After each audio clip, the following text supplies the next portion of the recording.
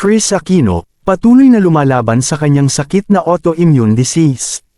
Hindi nagdalawang isip si Bimby na pasalamatan sa isang video ang mga taong patuloy na sumusuporta sa kanyang ina. Ayon sa kanya, nagpapasalamat siya sa patuloy na pagdarasal na iniaalay ng mga solid supporters ni ng Queen of All Media na si Kris Aquino. Last week nga ay ibinahagi ni Kris Aquino na parang gusto na niyang mag-give up dahil sa hirap na nararamdaman.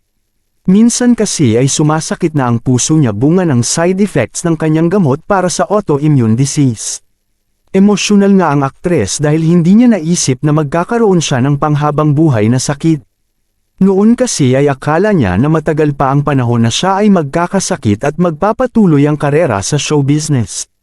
Paglalahad ni Bimby, hindi madali ang kanilang mga pinagdadaanan sa Amerika at kailangan na din niyang kumayad para matulungan ang ina sa kanyang mga bayarin pati na rin sa gamutan.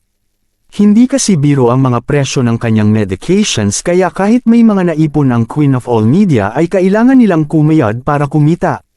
Isang magandang balita naman ang ibinahagi ni Kris Aquino at sinabing responding ang kanyang katawan sa mga bagong medications na nireseta ng kanyang doktor. Although may isang nakakabahalang detalye lang na nakakaapekto daw sa kanyang puso ang mga antibiotics kaya kailangan niyang mag-ingat.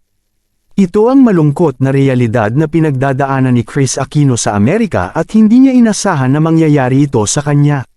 Samantala, positibo naman si Bimby na gagaling ang kanyang ina at babalik ito sa kanyang dating kondisyon. Ayon naman kay Kris Aquino ay hindi siya magsasawang lumaban dahil gusto pa niyang makita ang mga anak sa bawat milestone ng mga ito. Everyday siya humihingi ng pagkakataon sa Panginoon at nagdarasal na gumaling sa kanyang sakit. Sa tingin ninyo makakabawi pa kaya si Kris Aquino? Anong masasabi ninyo sa balitang ito? Comment down below. Maraming salamat sa panunood.